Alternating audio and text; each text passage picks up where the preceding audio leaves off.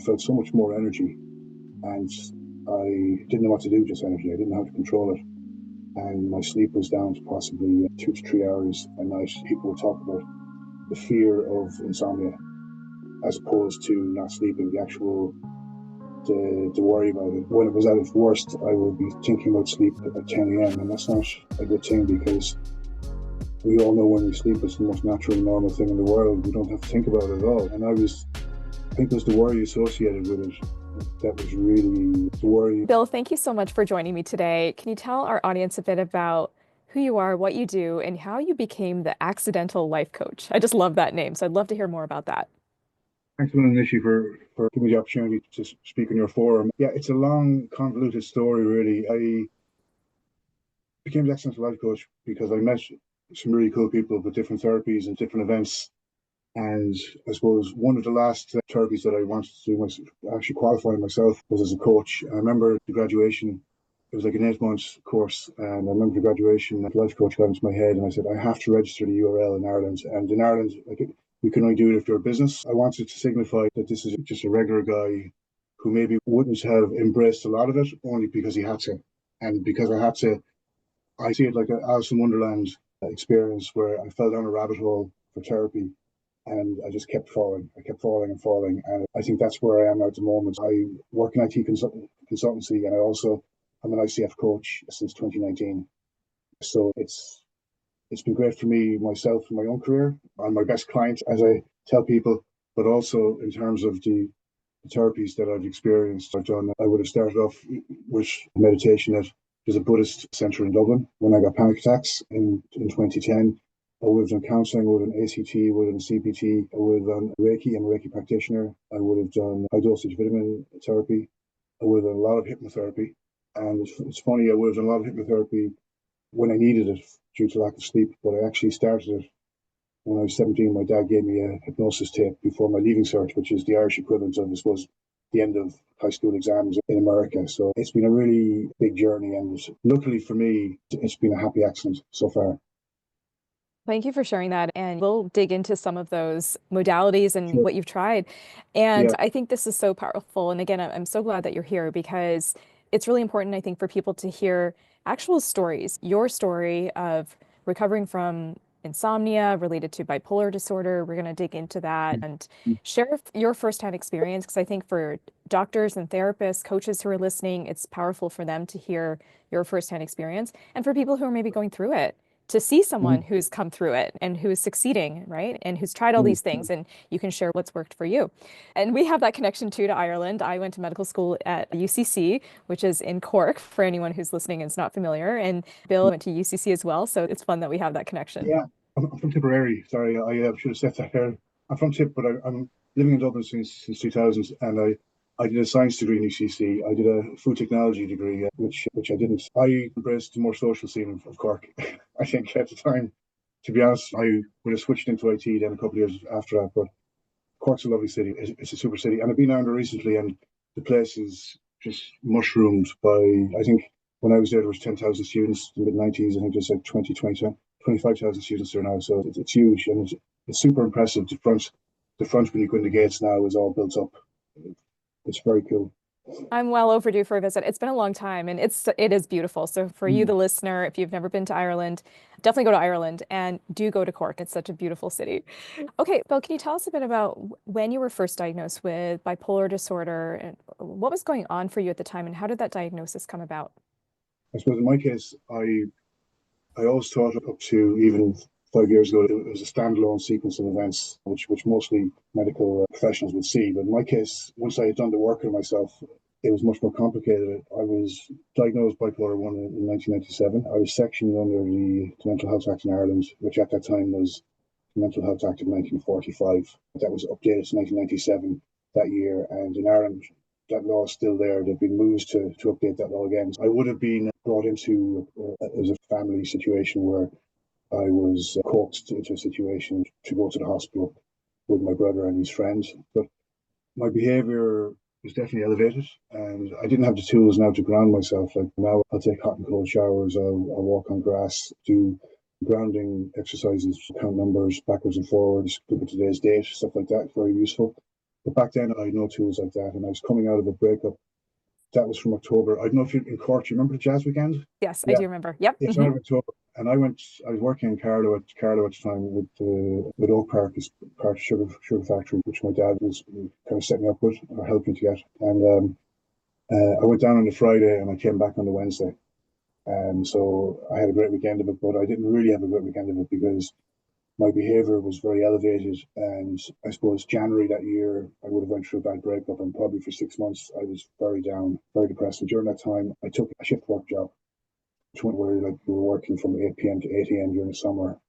And it was a terrible decision, really, because I managed to get through it, but I wasn't quite right. And then when I was using exercise like I'd done in school to get back into it, and I suppose in my case, I always thought that there was a standalone incident. But I'm 50 now, when I was 40, I found out more about my family history, that there was and this is where it gets more complicated. When I see the whole picture together, it makes more sense. But at the time, none of this was taken into account. We didn't talk about it in the family. There was a lot of trauma in the family, which wasn't spoke of. So I suppose to answer your question, in 97 I was diagnosed bipolar 1. I was on lithium, and then I went to the UK to work over in Reading, which is just outside London. I had two brothers working there, and it was great. It was summer '98. It was really good crack. And I came home and I got a shift job in Dell. And I guess because I'd done it before, we thought it was okay to do it again. And it was a big mistake. I lasted 3 days. I was getting hallucinations. I was hearing auditory, and I was seeing stuff from the TV. So it was very scary. I actually signed myself in '98, and since then I've been fortunate enough not to do that. I've been working solid since I suppose to tail end of '99, and it's been very good since then. And there's been a lot of work put into it. I really started the counselling because of the impact it was having on relationships for me. And I figured, well, I told the girl I was going out in a relationship that I wanted to self-harm. I wanted to harm myself and finish things for myself. And she just said, like, this isn't normal, this isn't right, you need help. And that help that I got, it wasn't with her. I had to go it alone. Like now I can see it was the best course of action, but it was a very tough journey. What I realize now from it all, when I was on healed, is that I love this particular saying, and I wrote it down for today. I have it on my Instagram. If you don't heal what hurt you, you'll bleed on people who didn't cut you. And that's what happened in my case. I think a lot of relationships, I think a lot of collateral damage. I can't sit here and say I was this fantastic person or whatever. It's like I wanted to 8 Mile myself, and if you've seen the film 8 Mile, I wanted to say what I was and then move on and become who I always wanted to be. And that's really what's happening now. It's just an incredible story, and thank you for being so vulnerable and open with this, because these are not easy things to talk about. You have to do a lot of work on yourself to be able to have this conversation. My version of me at 30 would not be able to talk like this. I'm a version at 40, maybe to an extent, but it's the real changer for me. Things are going very well, but the EMDR has really, I wish I'd found it years ago. I've done maybe 70 sessions in 3 years of EMDR, and it's been incredible along the way. We'll definitely dig into that and your experiences with that. And I just wanted to acknowledge how scary it must have been when you started having those hallucinations, and we'll talk more about the sleep issues as well. And back then, we're talking late 90s, early 2000s, mental health was not spoken about the way that it is now. Mental health is all over social media. People are much more aware of it. But back then, that was not the case. So the fact that you were able to speak up, say that this was going on, you sought out help, that's a really big deal, especially for those times. You're right, like it definitely wasn't spoke of in Ireland. I didn't tell anybody in Ireland, only girlfriends knew. And even then, I would wait a good while before telling. I was very reticent to let anyone know. And I suppose I felt a lot of shame that it was me, that I was this weak person and I was at fault. And that's really, I suppose it's a cliche that we say labels are for jars, not for people. But once I met people like my Reiki master, Katrina Coogan, who really, like, I wouldn't be in the situation without her. Once I met people along the way who experienced it themselves, and medical professionals were fantastic, but once I met people who experienced it, I have met some medical professionals in that category as well. I've met my EMDR guy would say a lot of a new generation of psychiatrists in Ireland are actually doing EMDR training, and they're doing more holistic training. And I've seen one of your videos you spoke to Dr. Jennifer Gardenia, I believe, and I was blown away by that. Yeah, I was blown away by her site and by everything. Because if I can find the Irish equivalent, I'll be very happy, because I have reduced, and it's not a case of my life has changed with that, but I've also been medically compliant with everything. Let's talk about that as well, because often in the psychiatric world, when we think of bipolar disorder treatment, we're thinking about medications, but you've mentioned all of these other tools, these other modalities that have helped you and that are really important for people to think about incorporating into a treatment plan. So first, let's talk a little bit about sleep. What was going on with your sleep? And I know you took that shift work job, so I'm sure that threw things into complete disarray. So tell us about your sleep and what sort of sleep symptoms did you have related to the bipolar disorder? When I would have not worked normally, there was days when I didn't. I was on 1,200 milligrams of lithium up until 2015. I suppose there would have been days when I didn't sleep at all, and I would go into work, and I would phone my mom, and we were very close, and she'd say, look, she had the same mentality with the panic attacks I had, and don't think about it, and don't worry about it. And I suppose I would have had that, and especially when I reduced, I felt so much more energy, and I didn't know what to do with this energy. I didn't know how to control it. And my sleep was down to possibly 2 to 3 hours a night. And I was working a pretty good job at the time, which was 2015, 16. And 2017, I was doing 60 hours a week in a very competitive job. So I needed that behind me, and I didn't have it. And I suppose for me, it was more the fear of like associated with sleep, if that makes sense. I would read the books by Dale Carnegie, How to Stop Worrying, and it's very common. This is 100 years old, and people would talk about the fear of insomnia as opposed to not sleeping, the worry about it. And when I wasn't sleeping at my height, I think I didn't sleep for about 2 or 3 weeks before I met the therapist. I wake up and I'd be thinking about sleep at 10 a.m. And luckily enough, during COVID, when this happened as well, it's happened 3 or 4 times in the last 5 years, a couple of times through burnout. And I've kept going, and I think I need to study past like from 10 p.m. until 2 a.m. I've stopped doing that now, and I've kept an Excel sheet for all the hours I study and all the hours I put in my wellness sheet as well per day. But when it was at its worst, I would be thinking about sleep at 10 a.m. And that's not a good thing, because we all know when we sleep, it's the most natural, normal thing in the world. We don't have to think about it at all. And I think it was the worry associated with it that was really the worry, and then every noise would be amplified. You would hear everything, not sleeping. And I think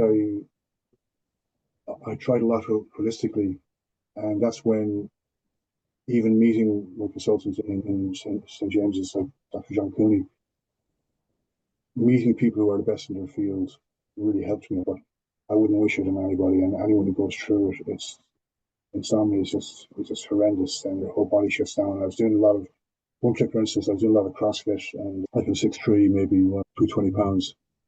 I lost like 2.5 stone in maybe 3 to 4 weeks, because I wasn't sleeping properly. And that's something that it's hard-earned knowledge that I've got from the tools I have. And I suppose when I was doing the EMDR, it gave me stuff like a safety word to use, and it gave me a technique called flash technique that I use every night. It's where there's a very safe instance that happened when I was 10 or 11 in school, when I won an award. And I think I can think about that, and I suppose we know the feelings create stuff. And I've read a lot of Bruce Lipton, a lot of Joe Dispenza, a lot of Joseph Murphy, Neville Goddard, and the feeling is everything. We know the feeling is important, and I think that's really when I didn't have those tools, I didn't know what to do. I had no clue. It just really speaks to how important having those tools are. And you described insomnia so perfectly, because that's exactly what it is. It's not about the sleep anymore. It's the anxiety about not sleeping that keeps it going. That's what we really need to address. That's the core issue. And medications don't address that. I see lots of patients who are looking for sleeping pills, but they've got this immense fear and dread about sleep itself, and sleeping pills don't address that piece. So I think you encapsulated it so well. 100%. And I was looking up, to have met a fantastic sleep coach in Ireland called Tom Coleman. And I met with him. Like, he didn't have to text me, or I wasn't getting a formal session or anything, but I would just text him now and again, and he'd come back with really good advice. And it's that placebo of knowing, look, this guy's self his field, like, there's nowhere else I can go. And I suppose in my case, it was very much, I had a similar experience with the panic attacks. I was on Xanax at the start of it. And then I worked in an insurance house in IT. And there was a girl there who was doing psychotherapy. And she said, look, I think you'd really benefit from going to the Buddhist Centre in Dublin. So I went there for a meditation thing. I gave up alcohol. At that stage, I gave up coffee. I gave up because I was terrified and I would have to carry out meditations, metavadnas, and stuff at work. In the case of Xanax, I still carried, even, thank God I haven't had any panic attacks for a long time, but even 3 or 4 years after it, I still carried Xanax. In relation to the medication, it's like, I know you can have as many as you, to the tipping point, but I know that if you don't have the correct tools, you could take 20 of those and it wouldn't make a difference. And then it would make it even worse because there was times when I didn't notice and I would go up to a higher dosage. And if I didn't sleep, I woke up after an hour or an hour and a half, I'd be devastated because it's 2 a.m. What do I do now?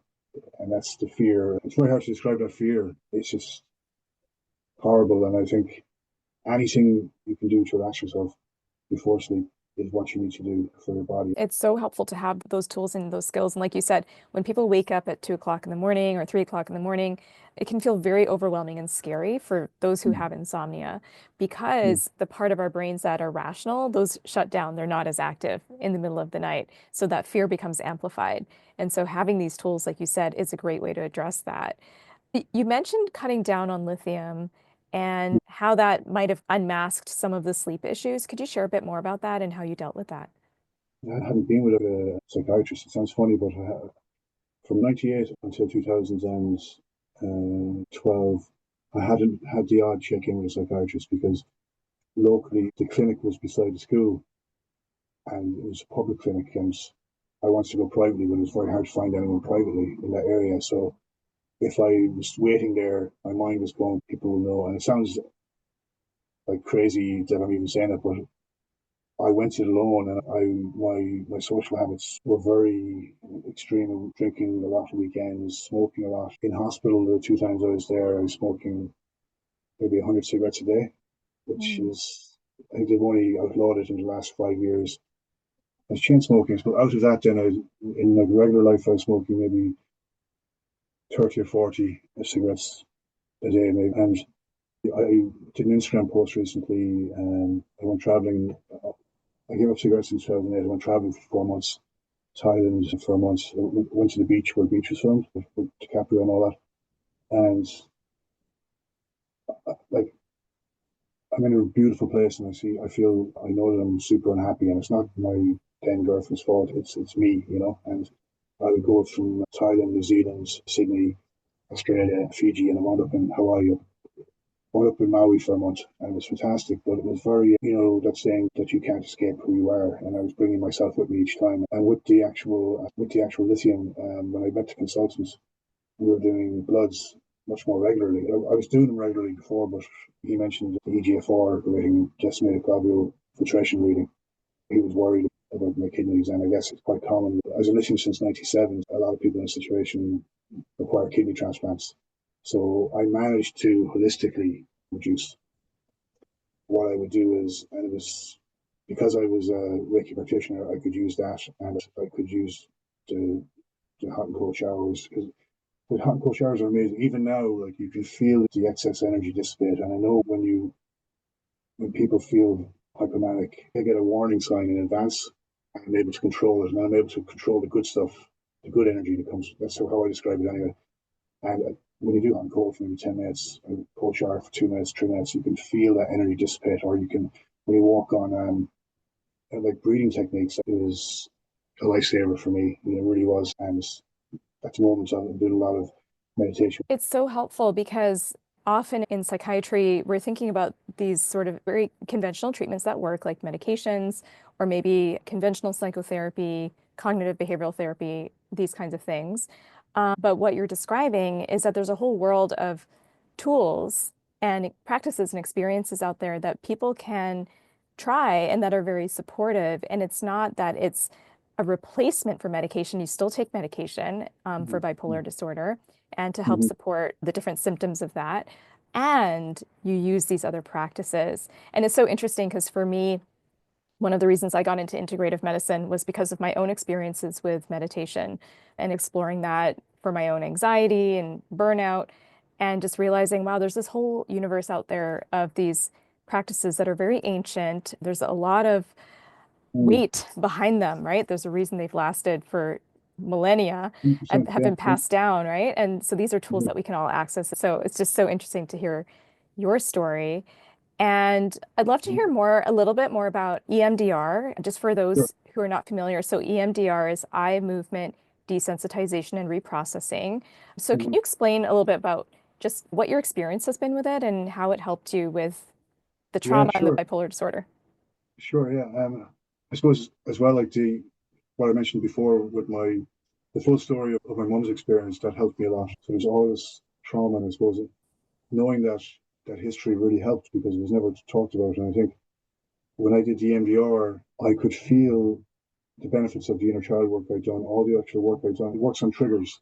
There's a trigger I had, for instance, where I didn't like going to the pharmacy to collect my stuff. My mum would always do it before. She got sick and she passed away 2 years ago, and I was doing it for before then. But I didn't like going in for my medication because there was an assumption made on what life I was living with the medication I was getting, if that makes sense. You know, quite being is quite a serious medication. Like GPs can't even prescribe it in Ireland anyway, and there's a kind of an assumption. And I go in with a shirt and business casual, and it always used to bother me. So we worked on a trigger for that, and once you work on a specific trigger, it's gone. Like neurotherapy, compared to say and I have done hours and hours of talk therapy, like hundreds of hours. But one thing I do know is I wish, like two things. I wish I had it 20 years ago, and I wish I knew Reiki that that jazz weekend because I would never have probably been in sections as well. Once I knew how to ground myself, because these are just tools, and I suppose there's a great saying that I wrote down. It's by Cormac McCarthy, the writer. He says, "You never know what worse luck your bad luck saves you from." Right, and I think in my case, I was unfortunate enough to go through that bad luck. So I've between not been hospitalized since '98 and working. I'm a self-employed IT consultant, but I've had customers like EY, Leia Healthcare, and the Bar of Ireland, Central Bank of Ireland, Microsoft, HP. So like I've been very fortunate in that regard. So but the MDR has been amazing for me. I wish everyone had the opportunity if they want to actually check it out. Yeah, incredible. And so, what would you say to the health practitioner who's listening? What would you want them to know? I guess that the changes are possible. I don't want to sound glib and say that for every one person like me, they might see 100 who do need what they're saying. There's a reality that they see every day that I wouldn't know anything about. And I don't want to put my story onto that automatically, but I would say better medical professionals I've encountered have that awareness to say, well, this is this has worked for XYZ. What I'd say is to be curious. And that curiosity will not only help your patient, but it will help you as well because you'll know about it next time someone else comes around with something similar. And maybe look at the holistic side as well. Definitely for the grounding. If you think about it, like all these services, like they're only available Monday to Friday and weekends in Ireland. In Ireland, anyway, there's like if somebody has misfortune to need those services, they will need to go to the local hospital. And these tools gave me a chance to do it on my own. If something did happen, I could prepare myself and I could do something. And I think not to label things. I think if somebody comes in, I have been over the last 5 years very tired, very lack of sleep, and in my case, the sleep thing was the main problem for me, and that affected everything. And once I tweaked that, it was brilliant. But I'd hope that medical professionals would seek out experiences and educate themselves on the holistic side of things. And it sounds like a lot more are. To be honest, it sounds like a lot more are. Yeah, no, it's great to see that a lot more healthcare practitioners are interested in these modalities. Now we see this sort of growing interest in integrative medicine and lifestyle medicine. And I love how you phrased it, just be curious. It's as simple as Mm. that. Just be open and curious, and you can learn so much with that sort of attitude. Yeah, I suppose like in Ireland, I've noticed that what I'd like to offer myself in Ireland anyway is like a non-therapeutic mentoring, and where I open my medical records and I say, "This is what I've done. And I think that's challenging sometimes because like a new family to this will have no clue. Like they're going to go to psychiatrist and GP, and that's great. And I would say do that. What I would say is find out as much as you can, as quickly as you can, and educate yourself because the end goal is to be well. And I suppose in a nutshell, I was willing to do anything to get there. So what I notice is amongst my peers as coaches and in the medical profession and even in the general public, people have an opinion on these therapies and they've never tried them. Never tried. I would say try them and have an opinion, and then that's much more educated. But people who have an opinion on Reiki, meditation, different things. And there's a thing called a toy show in Ireland. They showed these kids doing like talking about mindfulness and meditation, like kids of 7 or 8, and they're doing yoga poses like downward dog and all this. And I thought, wow, isn't that brilliant? Because if you get that generation tapped in, hooked into that, all this, like everything we're talking about, will be completely normalized with much more members of the public going forward. Absolutely. I totally agree with that. Yeah, just teaching them those tools. And these are simple things, right? Like you said, 100%, yeah. grounding, yeah, breathing practices, yoga, but really powerful. And so what would you say to the person who's listening and maybe they are in a mental health crisis or they're struggling with insomnia and they're just trying to figure out what to do? Yeah, I'd say to them, keep going with it. There are ways to help yourself. You can't change the outside, but you change yourself. And you look at So what I'd say to anyone who's going through is, what are you doing to help yourself? What are you suffering from? Like know yourself really well. Like I mentioned this on a podcast recently in Ireland. I said I don't really know what the mental health situation. I can't explain the mental health situation in Ireland, and the coaching helps me with that because I don't. There's the circle of influence and the circle of concern and what I can do, but I know my mental health very well, and that's why I recommend to somebody. Know your own self very well. What are you doing daily? What's your plan of action? What are your triggers? What are things that you'd like to work on? And engage with professionals. If you meet someone who's good, go with that. If you don't, find somebody else. Like just isn't it? Unfortunately, one thing about this is for anybody who's asked a question, it's not a cut, copy, and paste. There's no easily transferable way. But I think overall, as within, so without, if they're working on themselves, and if they can see what you say for lifestyle with bipolar, I would say a lot of people would drink and smoke, and maybe they haven't talked through. Like talk therapy was a gateway for me for all the other stuff, and I think lifestyle-wise, that's super important. How are you living, and also running or fitness. Find people who are like a little bit better in it, or like ahead of things. There's loads of ways, but I don't want to be glib and say that there's one way, but I think knowing yourself has really helped me in situations because I've known that I didn't want to stay there. And as you said, like there's lots of natural ways of healing. Excellent. Yes, excellent advice. And if people want to work with you in your coaching practice or just follow you, where can they find you? Sure, yeah. I'm on Instagram, the Accidental Life Coach, and I have my own site as well. You can see what Instagram people can follow me. That'd be super. And they can drop me a line or a message, yeah. Wonderful. I'll put those links in the video description underneath. If you're watching this, go and follow Bill on Instagram and check out what he does. I just think it's incredible.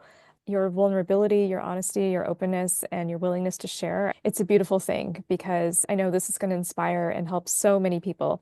So thank you so much for being here today and spending your time with me. Thanks a million. Much appreciated. Thank you.